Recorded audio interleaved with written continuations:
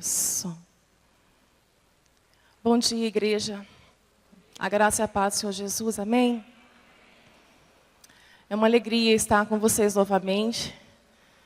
E nosso coração se alegra muito por ter a família junto hoje. Principalmente adolescentes e jovens que estão aqui. Que nossa maior preocupação tem sido com vocês, adolescentes e jovens. E os casais também. A família em geral. Quero agradecer ao pastor Rodinon, pastor Wagner, pela oportunidade que nos tem sido dada. A pessoa que o Senhor usou para que estivéssemos aqui não quer que eu fale, mas eu quero agradecer também a Beth. Ela vai brigar comigo depois. Mas através dela, o Senhor... Ah, ela está ali, está balançando a cabeça para mim já. Mas obrigada, Beth. Deus usou sua vida, para que estivéssemos aqui também. E a gente vai estar com esse arzinho já de despedida, Parece que tem uma semana que a gente está com a igreja. E uma igreja muito amorosa, um povo de Deus. Há um povo de Deus aqui dentro. A gente sentiu muito amor de Deus manifestado através de vocês. Eu quero dizer aos homens, aos varões, não se sintam constrangidos por ter uma mulher pregando aqui para vocês, tá? Aqui não é mulher, aqui não é homem, aqui é um vaso de Deus, um instrumento de Deus. Deus tem, não sou pastora, nós mulheres, como igreja de Cristo, temos total consciência da nossa submissão aos nossos maridos e à liderança que Deus colocou sobre a igreja, que é o homem, Mas eu estou aqui como um canal, como uma testemunha viva, que Deus vocacionou para este projeto, para essa chamada de pregar o Evangelho de Cristo Jesus. Amém? Não se sintam constrangidos, nem ofendidos, me vejam como realmente uma boca de Deus na vida de vocês. Assim como as mulheres também têm recebido de Deus. E eu estou muito feliz, eu e Ares, a gente estava comentando ali sobre a adoração, que foi ministrada agora, mais uma vez, pelo André e a equipe, que acompanha. E graças a Deus, realmente é adoração, viu, irmãos? A gente tem passado por tantos lugares no Brasil e a gente tem sofrido com esse momento que chamamos de louvor. E de louvor não tem nada, Deus. Tudo é o homem, sempre a glória para o homem. São louvores triunfalistas, humanistas. E quantas vezes temos tido que suportar quem está ministrando, cantar duas músicas humanistas durante 40 minutos só com duas músicas. Verdadeiros mantras. Os irmãos que tocam sabem o que eu estou falando. Isso tem sido uma coisa assim, eu falo que é uma mazela do inimigo dentro da igreja. Onde nós temos mais visto o inimigo entrar pelas portas da igreja através do ministério de louvor. E os louvores têm ocupado o maior tempo do culto. E sobrado pouquíssimo tempo para a palavra. Então nós temos sofrido isso. Isso é uma problemática na maioria das igrejas do Brasil. Então louvo a Deus por essa igreja, por ter também essa consciência. De saber o que é adoração, de dar a Cristo realmente a glória, a honra e todo o louvor que Ele é digno. E nos dá tempo para poder pregar. Porque Deus escolheu deliberadamente a palavra para salvar, para curar, para libertar, para transformar. Nem o testemunho faz isso, somente a palavra de Deus. E eu convido os irmãos que estão hoje de manhã pela primeira vez a estarem à noite também. Eu não vou passar o vídeo hoje, eu tenho um vídeo que é um documento do testemunho no Vale de Baca, mas nós não vamos passá-lo agora de manhã. Eu vou comentar alguma coisa só, mas nós vamos com urgência para a palavra. Amém? E vamos abrir de uma vez, então, Romanos. Nós estamos com um tema proposto pelo Espírito de Deus, um tema muito forte, do 2 Coríntios ao capítulo 3.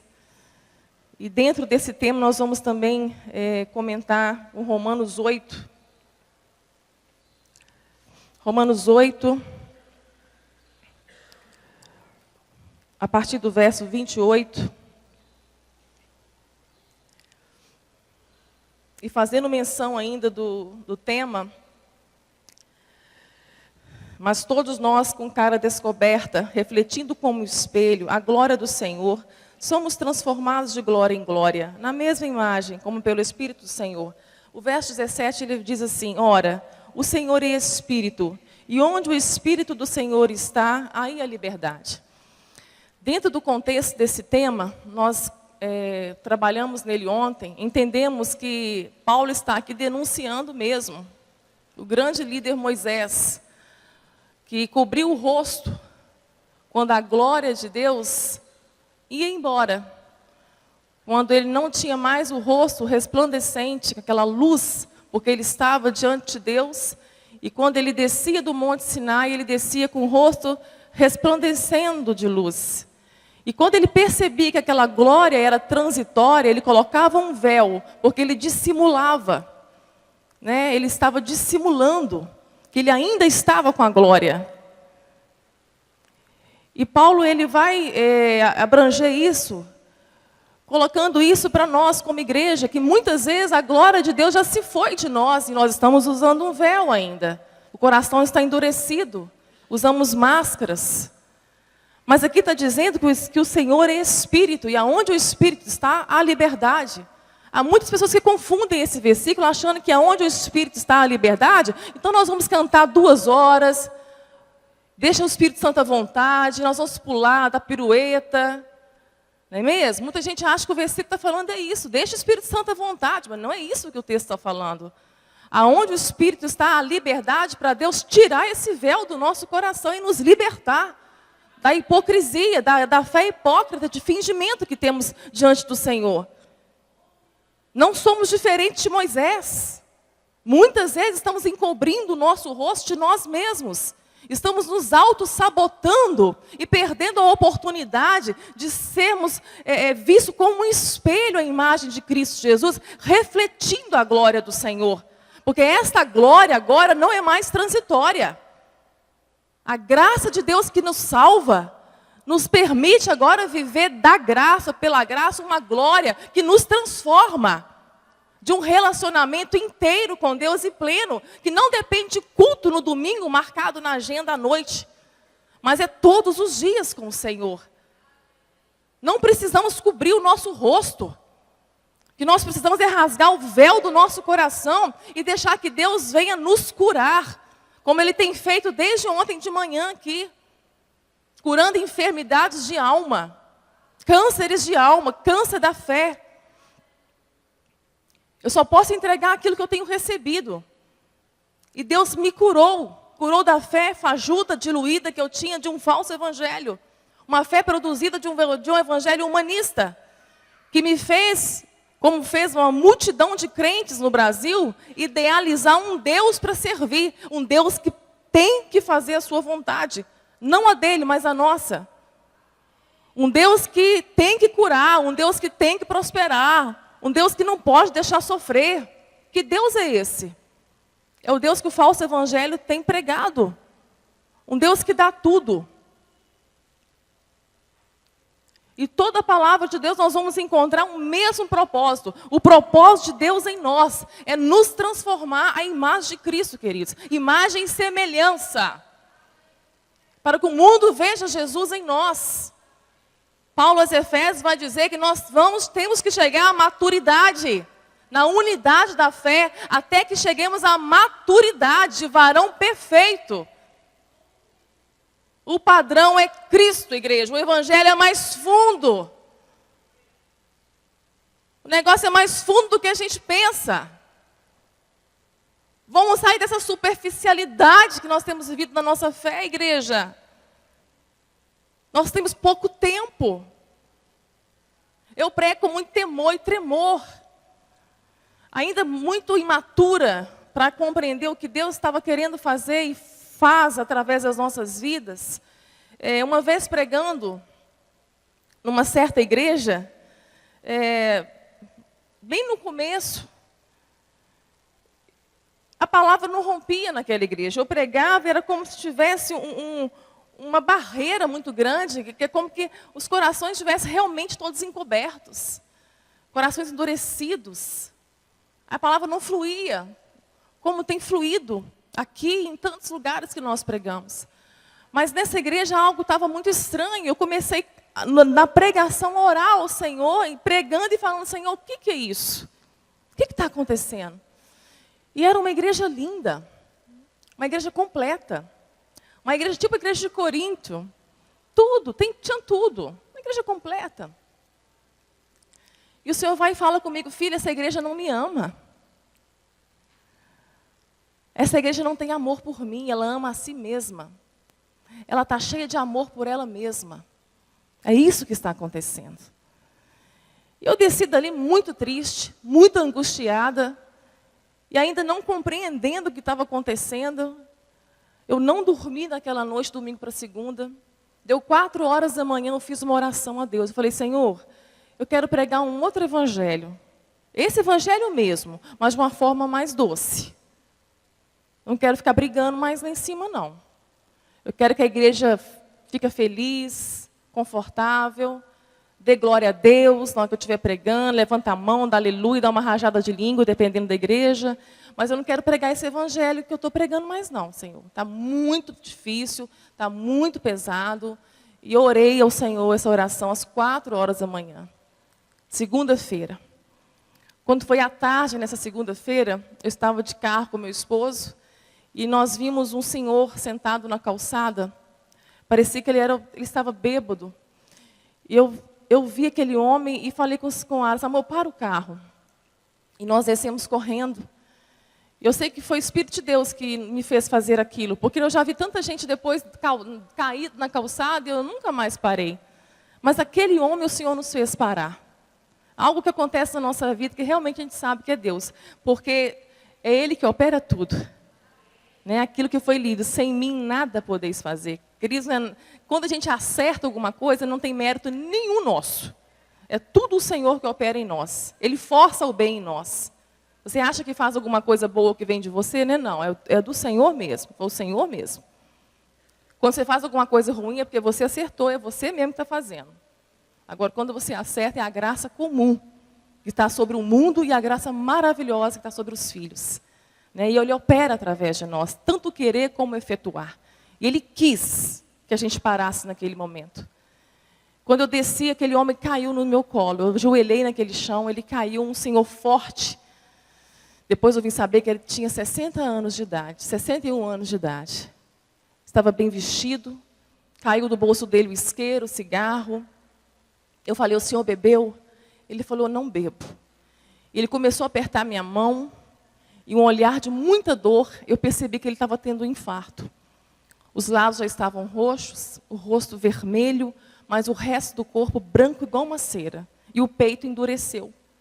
Eu coloquei a mão no peito dele, estava endurecido. Naquele momento, enquanto o Aras ligava para SAMU não atendia.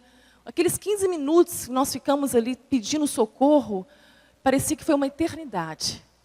Mas foi um tempo precioso que eu tive com aquele homem.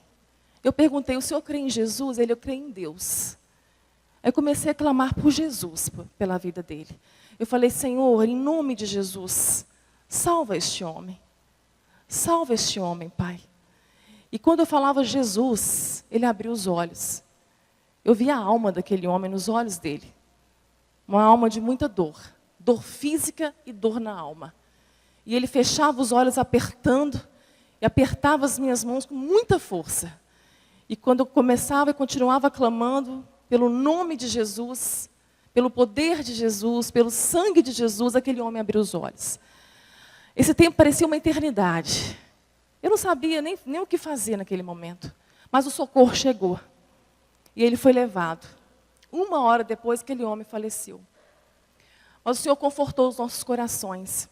Que a graça maravilhosa alcançou aquele homem. Querido, nunca desiste de orar pelos seus queridos. Depois nós viemos saber que a irmã daquele homem, uma serva de Deus, orava há 20 anos pela salvação dele. A salvação dele se deu na rua, no momento de um infarto fulminante. Mas eu fiquei muito angustiada com aquilo, porque eu fiquei uma semana inteira com aquele olhar na minha mente. E nós somos muito tardios para orar ao Senhor. Demoramos muito para orar ao Senhor. Passou uma semana para que eu perguntasse a Deus por que aquele olhar na minha mente. Eu não conseguia pensar em outra coisa e tudo que eu vivia no dia era o olhar daquele homem. Aí eu fui orar ao Senhor, Senhor, tira isso da minha memória. Está me trazendo mais angústia. Aquele olhar é muito profundo e ela não sai da memória. Naquele momento Deus me respondeu na minha oração. Ele falou assim, filha, você me fez uma oração há uma semana, às 4 da manhã. Gente, eu havia esquecido. Olha que coisa maravilhosa, Deus não se esquece das nossas orações. Eu havia esquecido dessa oração. Filha, você me fez uma oração pedindo um evangelho diferente para pregar. Eu te mostrei o evangelho que você vai pregar. Você vai pregar como você fez com aquele homem. Aquele homem ouviu pela última vez o nome do meu filho, Jesus. O que você viu naquele olhar é a alma da minha igreja, é a minha igreja. Eu quero que você pregue como se fosse a última vez. Você não está autorizada para pregar diferente. Você vai pregar como se fosse a última vez que a minha igreja vai ouvir o nome do meu filho, Jesus. Jesus. Só Ele salva, queridos.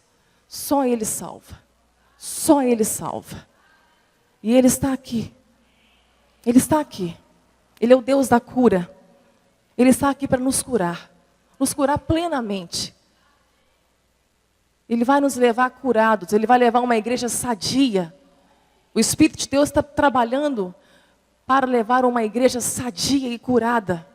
A noiva vai subir curada, sadia, totalmente sarada. Se você é parte dessa igreja, esteja preparado para passar pelos vales, para que a sua fé seja provada no fogo das provações. Não vai ser diferente. Essa é a forma com que Deus faz. Romanos 28 vai nos dizer assim: e sabemos que todas as coisas contribuem juntamente para o bem daqueles que amam a Deus, daqueles que são chamados por seu decreto. Porque os que dantes conheceu, também os predestinou para serem conformes à imagem de seu Filho, a fim de que ele seja o primogênito entre muitos irmãos. E aos que predestinou, a estes também chamou. E aos que chamou, a estes também justificou. E aos que justificou, a estes também glorificou. Esse texto é muito conhecido, mas também de uma forma errônea é interpretado. Todas as coisas cooperam, todas as coisas contribuem para o bem daqueles que amam a Deus. Então nós pensamos que tudo agora é para o nosso bem. Tudo está acontecendo, Deus tem um propósito e é para o nosso bem. É para que o nosso bem, aquilo que é uma necessidade nossa, aquilo que é um sonho nosso, seja realizado, seja alcançado. É assim que muitos interpretam esse texto. Mas quando eu coloco ele no contexto, eu vou entender que o bem que Paulo está escrevendo aqui, o bem maior, e todo o trabalho do oleiro, do fundidor, todo o trabalho do Espírito Santo em nós, é para alcançarmos o bem maior, que é a imagem de Cristo Jesus. Tudo vai cooperar para que aqueles que o Senhor chamou, predestinou, justificou, elegeu, alcance o bem, que é a imagem de Cristo Jesus. Então, queridos, não é o seu bem. Não é aquilo que queremos. Embora Ele supra todas as nossas necessidades. Então, diante de um texto desse, a nossa pergunta tem que ser: que tipo de ser humano eu me tornei quando eu criei no Evangelho de Cristo Jesus? Ou que tipo de ser humano eu tenho me tornado quando eu comecei a entender, a compreender que o propósito de Deus em me salvar não é para me levar para o céu. O propósito de Deus em te chamar, em te escolher, em te eleger, não é para te levar para o céu. Mas o propósito de Deus em te chamar, em te salvar, é para te transformar à imagem e semelhança de Cristo Jesus. Então, que tipo de ser humano, que fé que eu tenho a partir dessa consciência? Ou se é que nós temos essa consciência. Porque Paulo também vai nos exortar. Examine a fé que você tem. Vê se ela está em Cristo Jesus. Se é que ela está em Cristo Jesus, ou já estáis reprovados. O que mais importa, que eu tenho visto Deus trabalhar na minha vida, é curar a minha fé. A minha fé teve que ser curada, desconstruída totalmente, para ser transformada numa fé genuína, produzida pelo Evangelho da cruz. Fé, queridos, não é acreditar. Fé não é confiar. Como que eu posso acreditar e confiar em alguém que eu não conheço? Como que eu posso crer no Evangelho de Cristo que me salvou, sendo que eu não tenho interesse em conhecê-lo? Saber quem Ele é. Então eu defino fé como conhecimento de Deus. Eu preciso conhecer Deus. A fé é parte do conhecimento de Deus. A fé vem pelo ouvir. E ouvir a palavra de Deus. Mas tem que ser a palavra. Tem que ser o Evangelho da cruz. Porque a fé que tem sido produzida na nossa nação é uma fé produzida de um falso evangelho. Produziu uma falsa fé. E, consequentemente, produziu um número, milhões de crentes não conversos, não convertidos. A igreja de evangélicos está inchando. É a nação que mais cresce em número de evangélicos. Olha para a nossa nação, olha a situação da nossa nação. Vê se corresponde, vê se é coerente uma nação crescer em número de evangélicos. Pode crescer em número de evangélicos, mas não são cristãos. Esses evangélicos não representam a igreja de Cristo no Brasil. De forma nenhuma. Nós estivemos pregando por 3 semanas em Uberlândia, pertinho da cidade chamada Goiânia. Deixa eu trazer o retrato de Goiânia para vocês. Goiânia é a cidade com o maior número de cristãos, católicos e evangélicos. 80% da cidade, igreja, 80% dela são cristãos, católicos e evangélicos.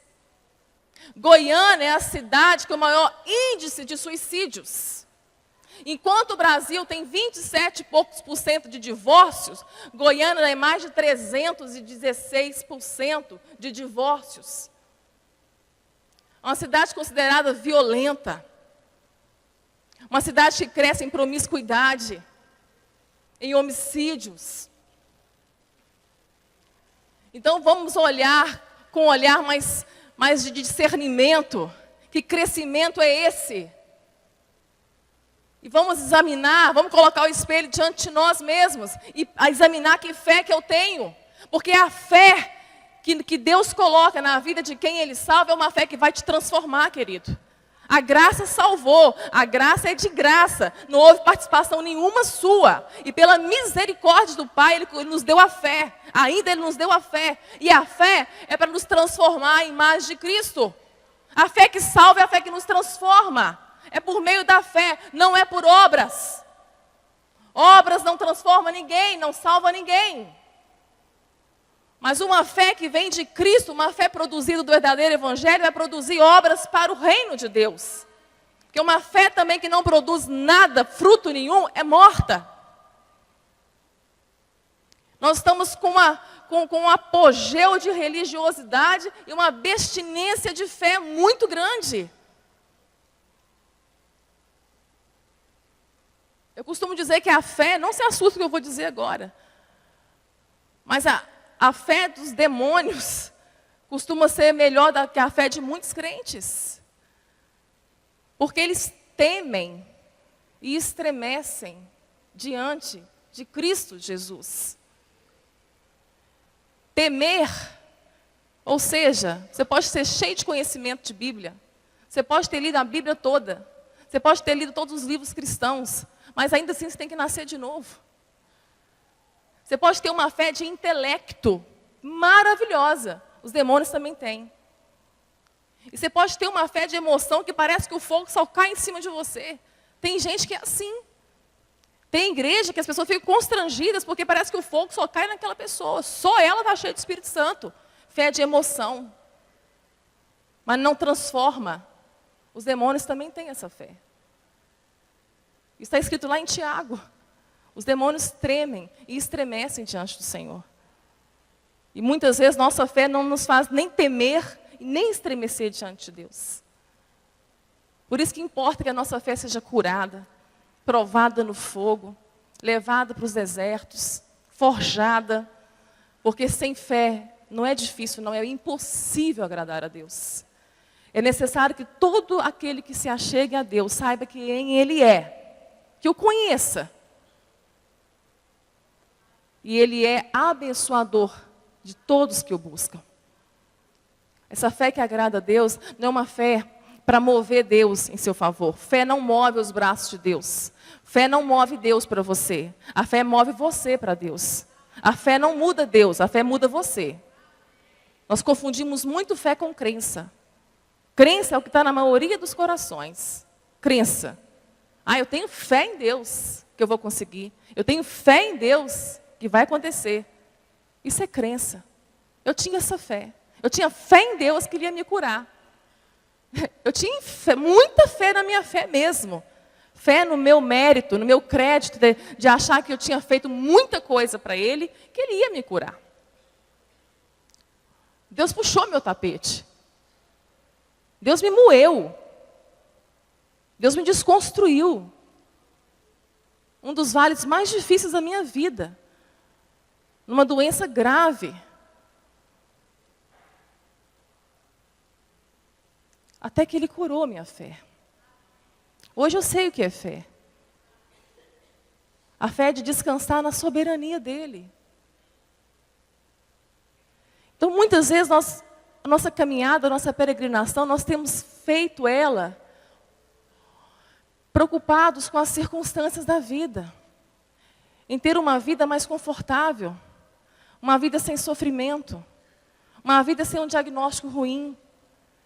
Nós temos usado muito da nossa fé e temos buscado muito a Deus que o nosso bem seja alcançado. E nós sempre oramos e clamamos a Deus: Senhor, tem misericórdia de mim. E o Senhor vai nos perguntar: misericórdia por quê? Senhor, por causa do meu casamento. Meu casamento está destruído. Senhor, tem misericórdia de mim. Misericórdia pelo quê, meu filho? Estou desempregado. Senhor, tem misericórdia de mim. Misericórdia pelo quê, meu filho? Porque eu recebi um diagnóstico ruim de uma doença. E assim nós temos feito com Deus sempre. Mas nós não temos importado com aquilo que realmente precisamos orar. E a nossa oração deve ser primeiramente, não que Deus não se importe. Deus se importa sim com o seu casamento. Deus se importa sim com a sua saúde, com a sua vida, com o seu bem-estar. Deus se importa. Mas a nossa oração tem que ser a que é bíblica. Senhor, tem misericórdia de mim, porque eu sou miserável, porque eu sou pecador. Porque quando eu olho para o espelho, eu vejo o quão distante eu estou de ter a imagem do seu filho. Senhor, não me trata segundo o meu pecado. Tem misericórdia de mim, Senhor. Olha para a minha vida, olha para a minha miséria. O quanto eu estou longe de ser maduro. O quanto eu estou longe de ter uma fé que te agrade. De uma fé que me aproxime verdadeiramente do Senhor, por quem o Senhor é. Porque eu só tenho aproximado de Ti pelo que o Senhor tem para me dar. Senhor, tem misericórdia de mim, porque sou miserável. Essa deveria ser a nossa oração, queridos. De pedir misericórdia. Aí Deus tem que forçar o bem em nós. Para as coisas acontecerem na nossa vida. Para que voltemos. Para que nos tornemos a Ele. Como Ele diz lá em Oséias: eu levei a minha noiva, a minha esposa para o deserto, para que ela volte a ouvir o meu nome, para que ela volte a me ouvir, para que ela volte a me buscar. Porque Israel me traiu. Ela tem chamado de Baal o seu marido. Então eu vou levá-la para o deserto, para que ela volte a me chamar de marido. E assim o Senhor tem feito com a sua igreja também. Nós estamos querendo escapar. Fé escapista. Esse tipo de evangelho, ele tem sido muito atraente, igreja. Muito atraente. E Deus tem pressa com a sua igreja. Amados, nós sabemos que nós vamos passar pela grande tribulação. Muitos negam isso. Mas é essa artimanha de que a igreja vai ser arrebatada a qualquer momento, isso foi novo, isso entrou no século XVIII, XIX. Entrou junto com o humanismo. A igreja tem que estar preparada para passar, sim, pela perseguição. Por isso que Deus tem provado a nossa fé, porque Jesus disse, se o Filho do Homem voltasse hoje, já haveria fé na terra? Porque o justo vai viver pela fé. Você está preparado para viver somente pela fé? Tudo que Deus está fazendo na sua vida é para cooperar com você, querido. Porque Pedro fala que o fim da nossa fé é para a nossa salvação. É para a nossa salvação. Aguente firme. Nos ajuda, Senhor. Tem misericórdia de nós. Nos perdoa, porque a nossa fé te ofende. A nossa vida é uma ofensa. O Senhor nos deu tudo naquela cruz, Pai. E nós temos envergonhado o Evangelho de Cristo. Muitas pessoas lá fora com fome, sedentas, não têm coragem de entrar numa igreja evangélica por causa do testemunho que eles têm visto. Por causa do falso evangelho que eles têm visto. E acham que isso é evangelho. Isso não é evangelho. Eles não sabem que existe um falso evangelho. E esse falso evangelho não representa a igreja de Cristo. O falso evangelho começou lá no deserto, quando o Espírito Santo levou Jesus para ser provado por nós, para que nós olhássemos para Ele como homem e víssemos que Ele venceu como homem todas as tentações no deserto. Por nós Ele passou aquilo. Ele não precisava passar aquilo, mas Ele passou por nós.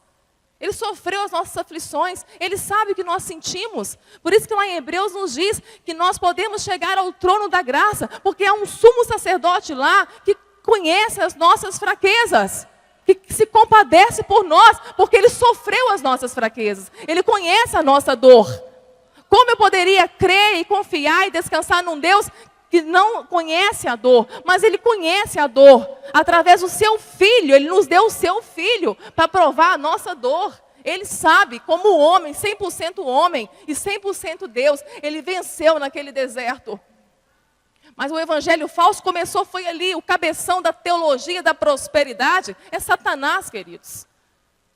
Satanás colocou Jesus num monte e ofereceu para ele tudo, em troca de um culto.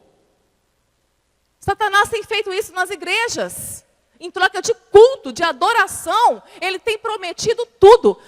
Igreja, quem tem interesse em dar tudo o que você quer, não é Jesus Cristo não é Deus Pai não. Quem tem interesse em realizar todos os seus desejos, seus sonhos, é Satanás, igreja. Te darei tudo o que você quiser, se prostrado me adorar.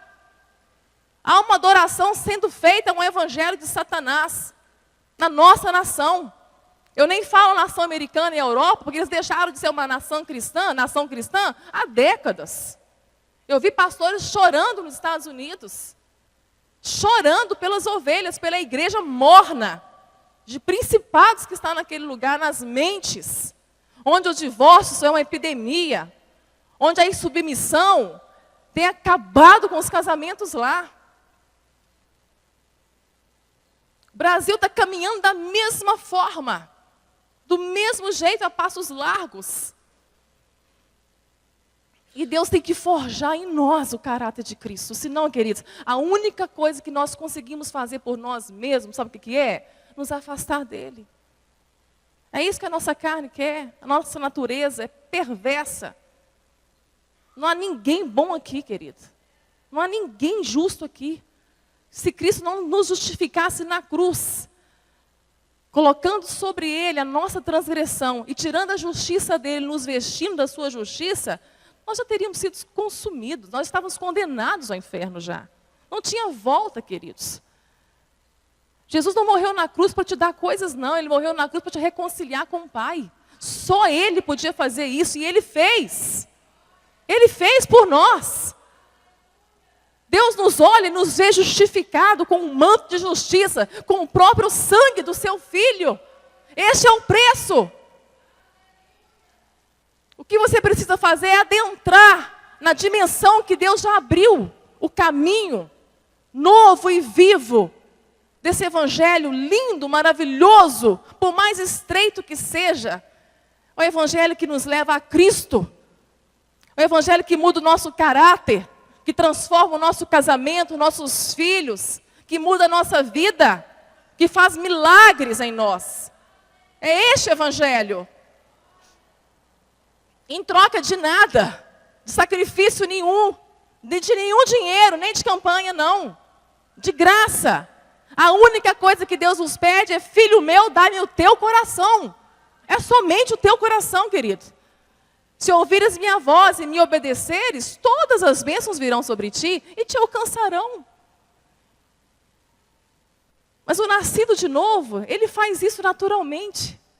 Porque agora, ele não está mais inclinado à carne. Ele está inclinado ao Espírito Santo. Ainda que ele peque, ainda que nós pecamos, porque nós somos pecadores, o nosso desejo de obedecer é muito maior que o desejo de pecar. Se você ainda confunde a graça de Deus com liberdade para pecar, achando que Deus não se importa com o pecado, Deus se importa com o pecado. E se você ainda confunde a graça com essa liberdade, provavelmente o Evangelho não te alcançou.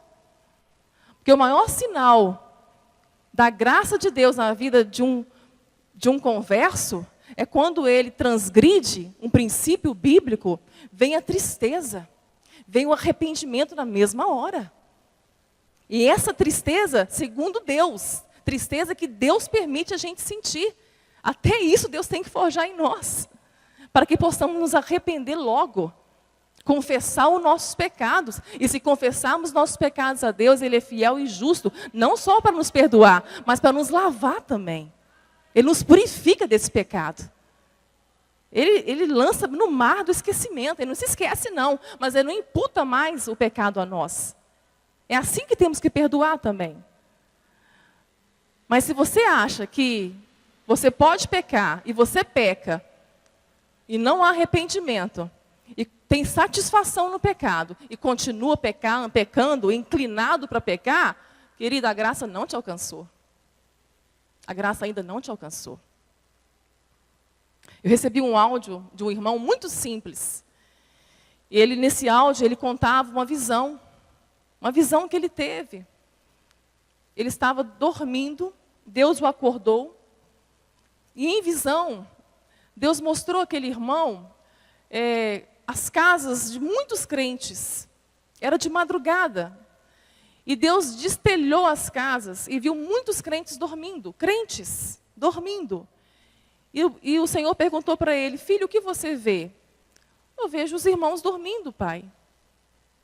Olha de novo, filho. Veja bem. O que você vê? Pai, é de madrugada. Os crentes estão dormindo. Filho, olha bem. Eles não estão dormindo, eles estão mortos. Eles estão mortos.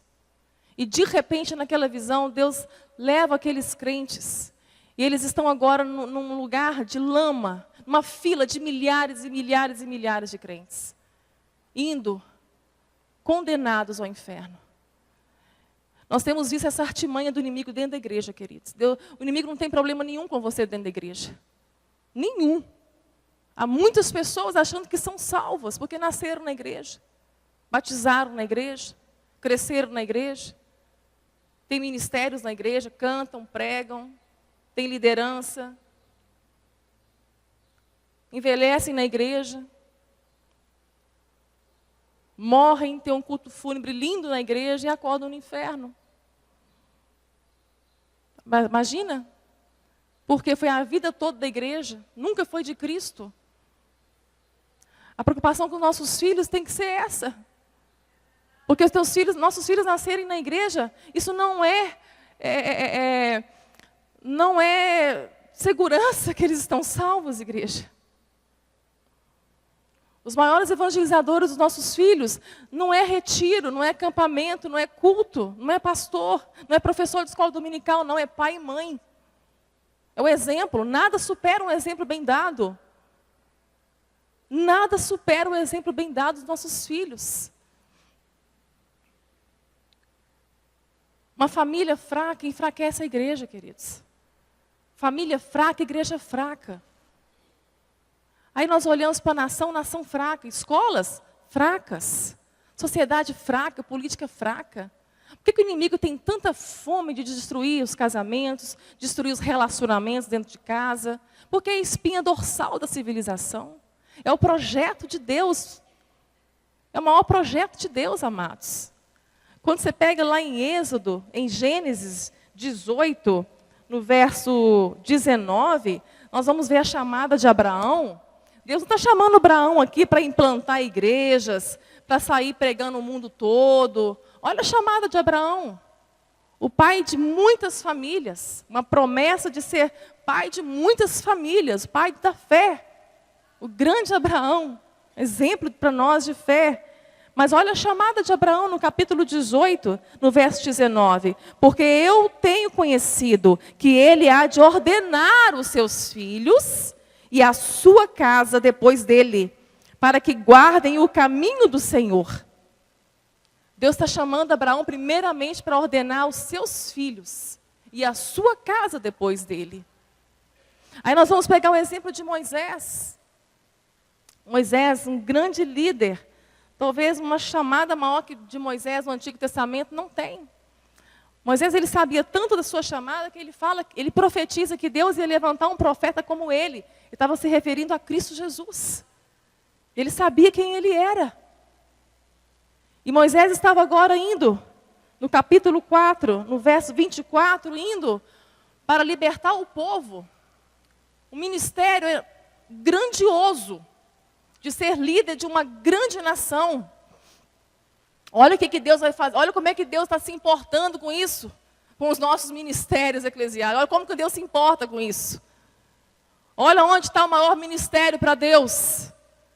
Moisés, no meio do caminho, no verso 24, capítulo 4, diz assim: e aconteceu no caminho, numa estalagem, que o Senhor encontrou Moisés e quis matá-lo. Sabe por quê, igreja? Porque ele não obedeceu a um princípio bíblico de circuncidar o filho dele. Importava para Deus que a família estivesse em ordem, que os princípios estivessem bem colocados em casa. Deus levantava outro, não tinha problema. Deus teria trabalho de fazer um outro líder, de forjar um outro líder, isso não é o problema.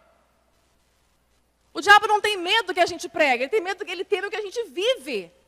Moisés estava em desobediência. Desobediência. Quantas vezes também nós temos deixado de circuncidar os nossos filhos na palavra de Deus? Tem filhos aqui que nunca ouviu o pai orar. Tem pais aqui que nunca orou com um filho junto. A gente ouve jovens dizendo: nunca ouvi meu pai e minha mãe orarem.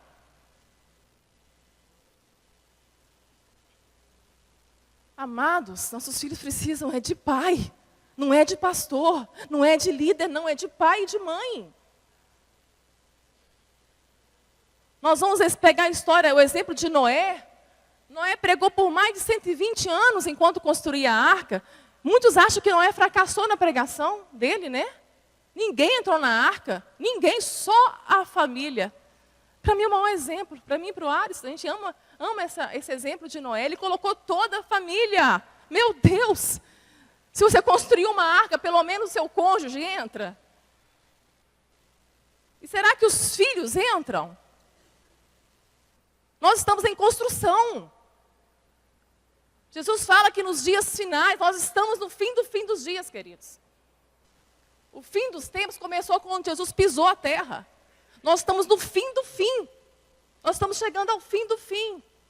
E nós estamos construindo uma arca. Será que a nossa família, pelo menos a família, nós vamos conseguir colocar lá dentro? Porque tudo será como nos dias de Noé, de Sodoma e Gomorra. Ninguém esperava um dilúvio, porque nunca choveu. O que nós vamos ver com os nossos olhos, e toda a terra verá, também nunca aconteceu, mas vai acontecer. Porque a palavra disse, e a palavra é fiel. O dilúvio aconteceu, a história comprova isso, a ciência comprova isso. Da mesma forma, Jesus disse, da mesma forma como nos dias de Noé, o Filho do Homem virá. E essa porta da arca irá ser fechada para sempre. Amados, a esposa de Noé entrou naquela arca. E os 3 filhos homens entraram também. E mais do que isso, as noras também entraram. Agora, sabe por quê, queridos? Vamos caminhar nessa história. Noé, com certeza, tinha a mente de Deus. Ele tinha exemplo. Por mais loucura que os filhos pensassem que o pai estava fazendo, mas os filhos conheciam o pai que tinha. É loucura, pai, mas nós vamos abraçar isso com o Senhor, nós vamos fazer isso. É o seu Deus que mandou? Nós vamos fazer junto. Porque o pai tinha exemplo. O pai tinha honra em casa. O pai ordenava a casa, ordenava os filhos. Com certeza ele tinha uma esposa sábia e submissa. Tem muita gente confundindo submissão. Tem mulheres que têm que ter medo dessa palavra. A submissão não é algo que o marido requer da esposa, não. A submissão é algo que nós ofertamos na nossa casa por amor a Deus, por obediência. Não é o marido que requer de nós. É a nossa consciência convertida, de uma mente renovada, que entendemos que estamos obedecendo a um princípio bíblico. A submissão, querida, é a capacidade que o Espírito Santo nos dá de abrir mão, de querer, do desejo de controlar a nossa casa, de controlar os nossos homens. Deus não nos chamou para isso. Deus colocou características no homem que só o homem tem, de liderar, de prover e de proteger a sua casa, a sua família, a sua esposa. Prover não só o material, não, porque a mulher hoje também ela tem condição de prover. Os 2 podem prover juntos, não há problema nenhum. Mesmo que a mulher até ganhe mais, o dinheiro é de vocês 2. É uma só carne, amados. Não é meu dinheiro, não é seu dinheiro, não, é nosso, tudo é nosso. É uma só carne. A senha de tudo é a mesma. Tudo tem que ser partilhado. Somos uma só carne. Um mistério maravilhoso que nós vamos entender com Cristo e a igreja. Quando olhamos para Cristo e a igreja, entendemos que é submissão. Não é quem pode manda mais e quem tem juízo obedece. Não é assim que Cristo faz com a igreja, não. Como muitos homens têm feito em casa com suas mulheres. Família não tem chefe. Quem tem chefe é tribo de índio. Família tem líder. E este líder precisa prover para sua esposa material para ela edificar a casa. Porque sabedoria Deus nos deu, queridas. Mas o material nós precisamos dele. E o homem tem que prover isso. O amor, o respeito, o afeto. Como isso é importante para nós. Como um homem que sabe amar, permite que a mulher seja uma mulher sadia. E crie filhos sadios também. A família se torna sadia. E amor não é sentimento não, igreja. Amor também é um princípio bíblico. O amor acabou, tem problema não. O Espírito Santo já derramou amor nos nossos corações. Você pode amar de novo. O Espírito Santo faz isso. Não é o amor que sustenta o casamento, não é o casamento que vai sustentar o amor. O amor pode acabar, mas o casamento tem que continuar a existir. Porque Deus restaura todas as coisas. Eu vejo na mulher de Noé uma mulher muito sábia, que sabia ser submissa, está ao lado de Noé, auxiliá-lo. Quantas vezes nossos maridos precisam tomar decisões que nós podemos auxiliá-lo com a sabedoria que Deus nos dá, com o discernimento que o Senhor nos dá, ajudá-lo a tomar a decisão que ele precisa tomar. Mas a última palavra é dele, queridas. Se ele não quer ouvir, deixa errar. Deixa errar. É assim que o Pai faz conosco, Ele nos permite errar também. Porque errando, nós acertamos. E muitas vezes nós vamos estar erradas. Tudo tem que ser feito, os 2 juntos, de acordo. Deus fez perfeito para ser assim. Nós não somos iguais, nós somos diferentes. Mas diante de Deus, não há ninguém maior do que o outro, não. Mas há uma hierarquia. Na palavra de Deus há uma hierarquia. Em Efésios vai nos descrever isso. Vós, mulheres, sejais submissas aos vossos maridos. E os maridos têm que ter a cabeça de Cristo para liderar a sua família. Imagina um homem com a cabeça de Cristo, amando você a ponto de dar a sua vida. Como a submissão fica mais leve, né, queridas? Como é mais gostoso, né? Você servir esse marido. E na submissão também, como você se torna, quando você deixa de ser aquela mulher masculina, mandona, autoritária, como fica mais gostoso para o homem te amar, né? Como fica mais leve para o homem também dedicar a sua vida a você. Como um precisa do outro, não é mesmo? Para que os princípios sejam colocados no lugar e sejam ordenados segundo a vontade de Deus. Agora veja bem a ordem que Paulo coloca aos Efésios. Depois vai vir aos filhos, para honrar os seus pais. Como é mais fácil, filhos, honrar os seus pais, quando os pais se respeitam, quando os pais se honram. Quando a mulher é sábia, quando o homem é afetuoso, amoroso. Amoroso, querido, não é te abraçar, te beijar, te elogiar o tempo todo, não. Vamos conhecer as linguagens de amor dos nossos maridos? O Ar sofreu comigo até eu entender que é linguagem de amor. Amor, você não me ama, não? Te amo, amor. Mas você não fala. Amor, eu não estou bonita, não? Você está linda, por que você não fala? Até que eu fui entender que a linguagem de amor do Arson é atos de serviço. O Arson me mostra que me ama 24 horas. Tudo que eu peço para ele, ele faz. É uma forma de dizer, eu te amo, amor. Até que eu compreendi que ele não vai dizer, que ele não vai elogiar. E nós confundimos muito amor. O que é amor? Amor é um princípio. Perdão também é um princípio. E princípios são decretos. Deus tem muito para abençoar a sua igreja. Deus tem muito para abençoar a sua família. Mas se nós transgredirmos a sua lei, nós não seremos abençoados. Porque é pecado. Pecado não é fazer alguma coisa errada. Pecado é fazer qualquer coisa fora da vontade de Deus. Aí Isaías 59 vai dizer, os meus braços não estão encolhidos para que não possa te salvar, meus ouvidos não estão tampados para que não possa te ouvir, mas as vossas iniquidades, os vossos pecados, fazem divisão entre eu e vós, eu não posso vos ouvir. Deus ouve o pecador, mas o pecador confesso, o pecador contrito, o pecador arrependido. Agora o pecador que não se arrepende, nem a sua oração é ouvida, querido. O marido que trata mal a sua mulher, lá Pedro vai dizer, a sua oração foi interrompida, marido. A sua oração foi interrompida. Isso é muito sério. Agora os nossos filhos, quando tem um lar funcional, um lar, não tem lar perfeito, não existe família perfeita, graças a Deus por isso. Casamento de Facebook, cuidado com isso. Nossa, fulano é tão feliz com fulano, né? Gente, nós lidamos com casados para sempre, tantos anos. Nós fomos conhecer nos bastidores o que nós vimos no Facebook. Dá nojo.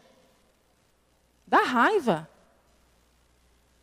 Tudo mentira, a maioria é mentira. Quanto pior está o casamento, mais eles colocam fotos, mais eles colocam as coisas que estão fazendo juntos, para mostrar para a sociedade que estão bem. O véu está sobre o rosto. Enquanto o véu estiver no rosto, enquanto a cara não estiver descoberta, não tem cura. Não há cura. Para de preocupar com o que os outros estão pensando. Vamos resolver a nossa vida dentro de casa. Vamos ser curados. Para fortalecer nossa família. Nossos filhos estão sofrendo a hipocrisia. Aí eu grito, Senhor, tem misericórdia do meu marido, muda o meu marido. Aí o Senhor vai olhar para mim, eu tenho que mudar em você, minha filha. Coloca o espelho na sua frente. Anda com o espelho na sua frente. É você que eu vou mudar. É insubmissa, é autoritária, é mandona, é endurecida. Aí o marido, Deus tem misericórdia de mim, muda a minha esposa. Aí o marido deita, acha que vai ter uma mágica, um milagre vai acontecer e a mulher vai acordar transformada. Vai não. Eu quero mudar é você, marido. Seu orgulho, que sempre acha que está certo em tudo. Sua autonomia, sua arrogância. Está na hora de ceder. Celius fala que o pior, se existe um pecado que podemos chamar de pior, Celius fala que é o orgulho. É o suprassumo do pecado. É o pecado de Lúcifer, de achar que é melhor do que o outro. Isso está acabando com a igreja, com a família. Achar que é melhor do que o outro. Eu detesto fazer isso, mas essa parte eu gosto de fazer. Olha para o seu vizinho e fala assim com ele: você é melhor do que eu. Vamos começar a ser curado aí. Você é melhor do que eu. Pode falar. Você é melhor do que eu. Glória a Deus. Então todo mundo ficou igual agora. Tá vendo? Não tem ninguém melhor do que o outro não, amados. Todos pecaram, destituídos foram da glória de Deus. Tudo que tiver de bom em nós é graça. É misericórdia. É misericórdia de Deus. Tem misericórdia do meu pai, da minha mãe. Misericórdia de você, jovem, adolescente, que não honra. Seu pai pode ser um alcoólatra, sua mãe pode ser uma prostituta. Mas a ordem da palavra para você é honrar o seu pai e sua mãe. É respeitá-los. É tê-los em uma estima elevada. Obedecê-los no Senhor. Até que teu pai e tua mãe te mande fazer alguma coisa que vai contra a palavra. Você tem que obedecer ao Senhor primeiro. O Senhor está em primeiro lugar na tua vida. Mas enquanto teus pais podem ser o que for, a honra tem que ser dada a eles. Seus pais têm que ver Cristo na tua vida. Deus tem que mudar é você, filho. É mudar você, jovem. Uma adolescente que a gente viu crescer, né? Ela até nos chama de tia, tio. E essa menina já jovenzinha, a gente saiu para jantar, uma churrascaria. E quando o garçom chegou no prato, ela ia fazer vestibular, já com 17, 18 anos. Ela falou para o garçom que não queria carne, não. Aí veio o outro, também rejeitou a carne. Até que o Alisson perguntou: você vai comer carne? Não, não, tio, eu estou de propósito. Para passar no vestibular? Não, filha. Garçom, vem cá, pode pôr carne no prato dela? Não, tio, peraí, pode pôr carne no prato dela. Não adianta não, filha. Você não honra a sua mãe? Na desonra é desonra. Só tem honra na honra. Pode comer carne, a bichinha comeu carne até virar o olho. Até virar o olho. O véu rasgou do olho dela, a cegueira espiritual caiu. Não adianta, igreja. Deus não quer sacrifício. Deus quer misericórdia, Deus quer obediência. A princípios, Deus não vai passar por cima deles. O primeiro transgressor da lei da submissão foi Lúcifer. Lúcifer transgredia essa lei lá no céu, ele perde a identidade dele. De Lúcifer ele passa a ser Satanás, anjo das trevas. De anjo de luz passa a ser anjo das trevas. Aonde ele vai então? Ele vai na mulher. Ele vai fazer amizade com a mulher, para que ela faça o mesmo. Para que ela transgride a mesma lei, porque havia uma lei também naquele jardim. E a lei de submissão a Deus era obedecê-lo e não comer o fruto daquela árvore, era só isso. Eva fez amizade com o transgressor e transgrediu a lei. Deus não chamou Eva, não, chamou foi Adão. A responsabilidade era dele. Onde estava Adão? Onde estava Adão, que era para proteger? A ordem foi dada, proteger, liderar, prover. Eva estava sozinha no jardim. Aonde estava Adão? Adão, onde você está, Adão?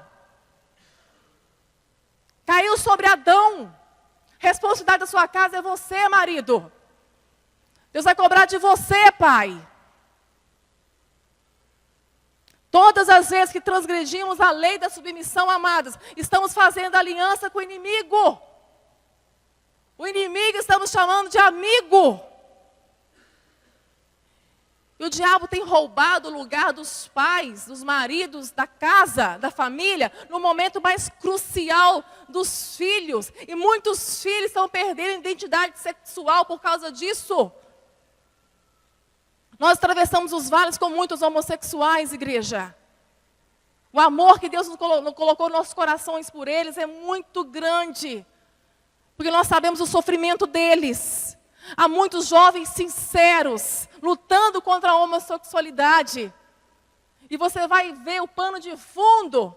É uma casa que o pai estava ausente o tempo todo.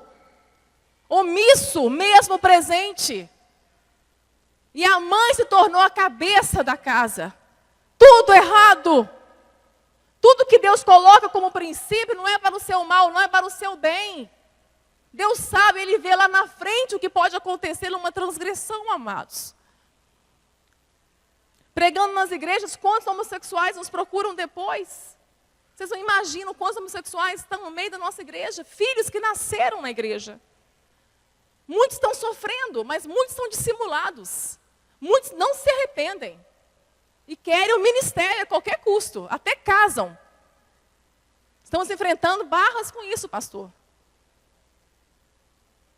Homossexuais que não querem a identidade sexual, não buscam, não conseguem compreender isso, não têm consciência do pecado, que não é diferente do hétero que é adúltero, não tem diferença.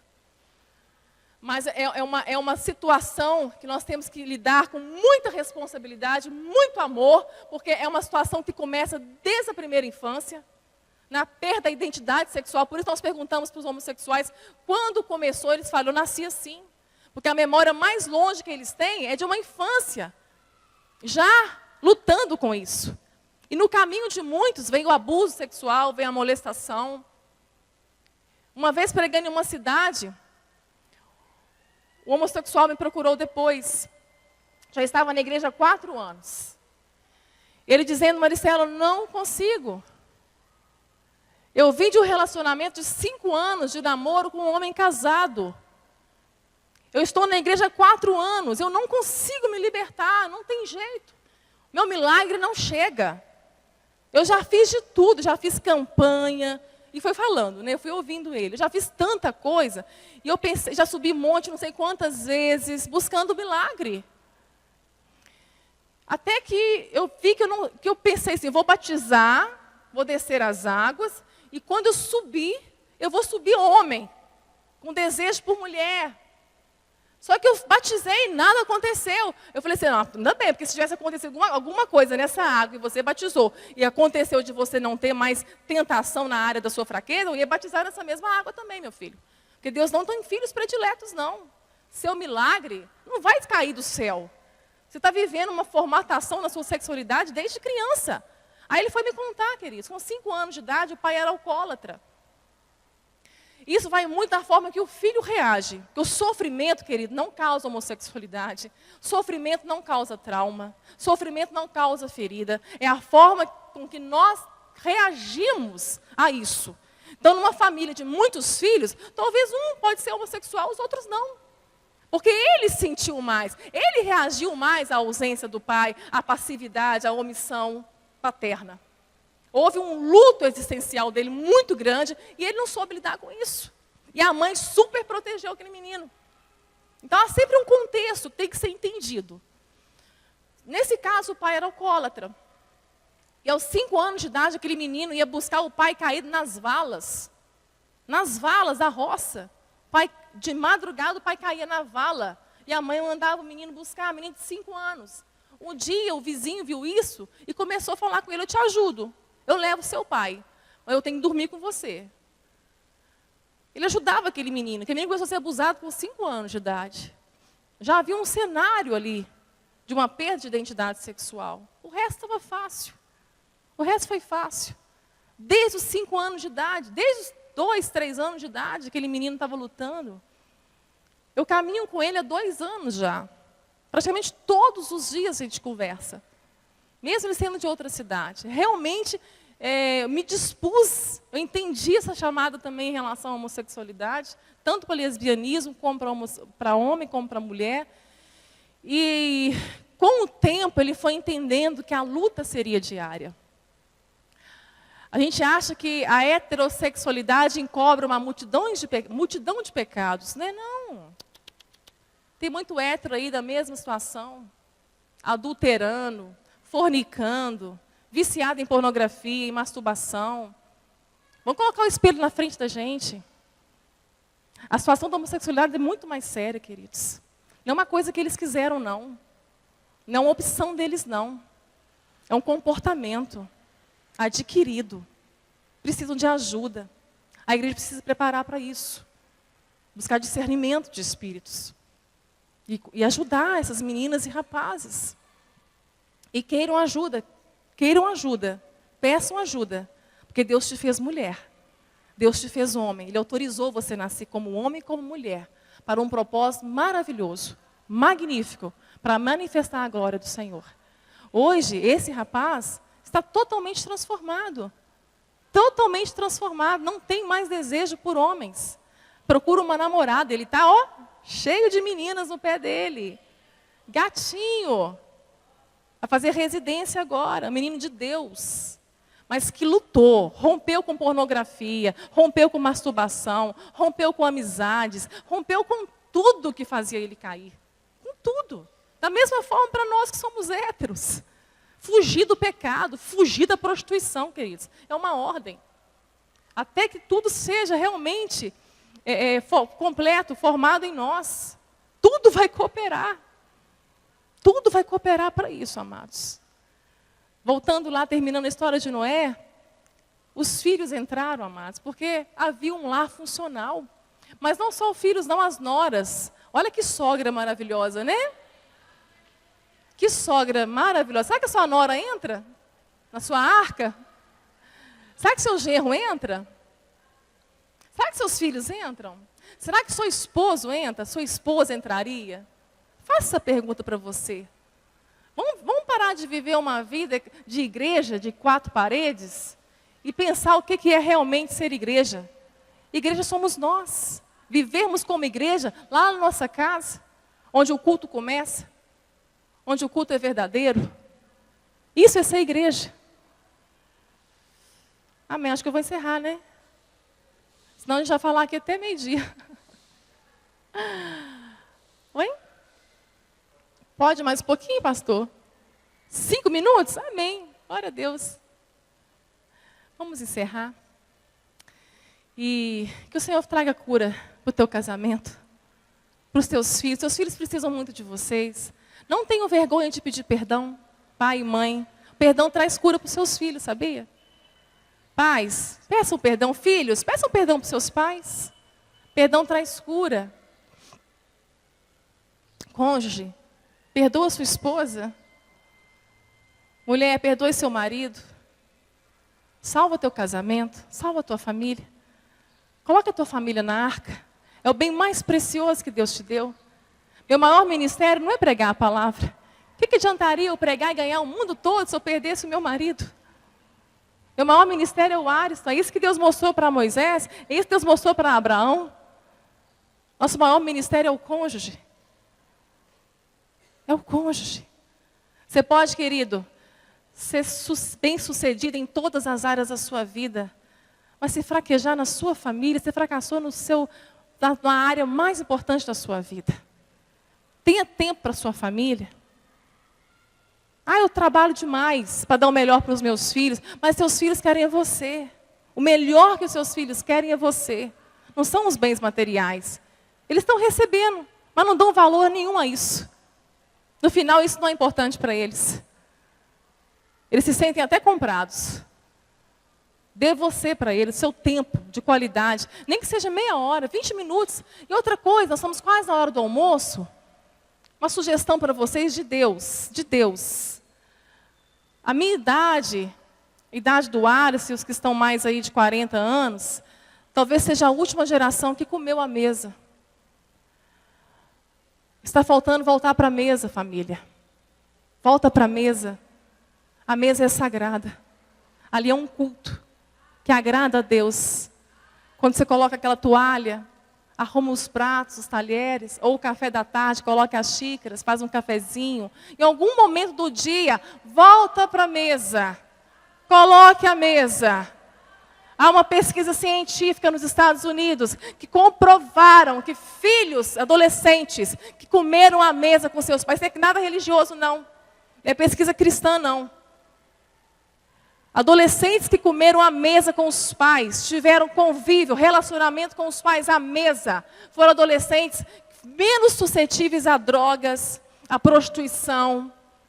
Aí eles foram pesquisar adolescentes rebeldes, propícios a crimes, a prostituição, a drogas, nunca sentaram com os pais. Não sabem o que é almoçar junto, ter uma refeição junto. Não sabem o que é. Há um propósito à mesa. Jesus amava sentar à mesa. amava estar à mesa. Volta para a mesa. Faça isso hoje. Começa hoje. Nem que seja só você e seu filho, não tem problema. Tira os celulares das mãos deles, das suas mãos também, né, pai e mãe? Vamos tirar os celulares da mesa e vamos olhar um para a cara do outro. Voltar a olhar para a cara do outro, sem máscara, refletindo a glória do Senhor. Seja instrumento de cura na sua casa, em nome de Jesus. Amém? Feche os teus olhos. Pai, muito obrigado por essa manhã. Muito obrigada, Senhor, porque a Tua palavra nos confronta a mudar. A Tua palavra, Senhor, ela é a água que nos limpa, que nos lava, e somos lavados por ela. Obrigado porque nessa manhã o Senhor nos lavou, Pai. Lavou as nossas mentes. Muito obrigada, Senhor, pelas mentes que o Senhor tirou o véu nesta manhã. Pelos corações endurecidos que o Senhor deu um coração de carne nessa manhã. Pela obra que o Espírito Santo fez de convencer do pecado, da justiça que o Senhor nos deu na cruz e do juízo que breve virá. Muito obrigado por essa obra maravilhosa que só o Teu Espírito Santo faz, pelo poder do Evangelho de Cristo Jesus. Jesus, Teu nome é lindo, Senhor. Tu és lindo, Pai. Que o Senhor tenha misericórdia de nós. Nos ensina a orar e pedir misericórdia para nós mesmos, para que sejamos transformados à imagem e semelhança de Teu Filho Jesus. Não queremos menos que isso. Não queremos mais uma vida medíocre, Pai. Queremos a vida plena e abundante que o Senhor nos deu na cruz. Obrigado por essa vida, Senhor, que o Senhor tem nos dado na Tua presença, em nome de Jesus. Amém. Deus abençoe.